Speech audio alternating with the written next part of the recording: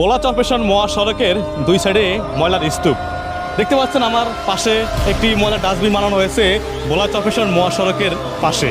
দেখতে পাচ্ছেন আমার হাতের বাম সাইডে, সেখানেও কিন্তু আপনার রাস্তার পাশে কিন্তু আপনার বানানো হয়েছে ময়লার ডাস্টবিন।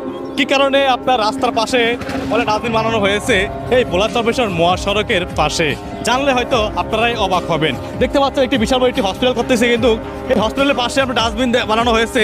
এখানে আপনার চরপেশন উপজেলা যত ময়লা আছে এখানে না ফেলতেছে। এখানে কিন্তু একটা দুর্ঘটনার কারণ হয়ে দাঁড়ায়। দেখতে পাচ্ছেন এখানে কিন্তু আপনার অনেক সময় নারকেলের খোসা, তরমুজ এবং এগুলো এখানে না ফেলতেছে। রাস্তা কিনে যখন রাস্তা চলে আসে এগুলো, তখন কিন্তু অনেক সময় মোটরসাইকেল অ্যাক্সিডেন্ট করে এগুলোর কারণে। জানবো আজকে একজন ভাইয়ের মুখ থেকে এই ভাই কতটুকু জানে এই ময়লার সম্বন্ধে, কেন ময়লা এখানে ফেলতেছে। কেমন আছে? আলহামদুলিল্লাহ ভালো। আল্লাহ আপনার নাম কি? আমার নাম মোহাম্মদ আলী হোসেন মিলন। আলী হোসেন মিলন। তো আমি দেখতেছি ভোলা চরপেশন মহাসড়কের একেবারে চরপেশন উপজেলার ভিতরে এই যে আপনার রাস্তা কিনে যে ময়লাগুলো ফেলতেছে, এগুলো এই জায়গায় বানানোর কারণ কি? এটা আসলে কর্তৃপক্ষের ব্যর্থতা। কর্তৃপক্ষে কখনো এটা নিয়ে আর কি মাথা কামায় নাই। এটা নিয়ে আমরা অনেক বলার চেষ্টা করছি, আমরা বললে তারা ভ্রুক্ষেপ করে নাই। আসলে আগের যে কর্তৃত্ববাদী সরকার ছিল তারা আর কি তাদের গায়ের জোরে হয়তো বাজেটও হয়েছে, তারা হয়তো খায় ফেলাইছে। কারণ রাস্তার উপরে মানুষের এই যে দুর্ভোগের একটা কারণ হয়ে দাঁড়াইছে, ময়লার ডাস্টবিন বানাইছে রাস্তার উপরে, হাইওয়ে রোডের উপরে।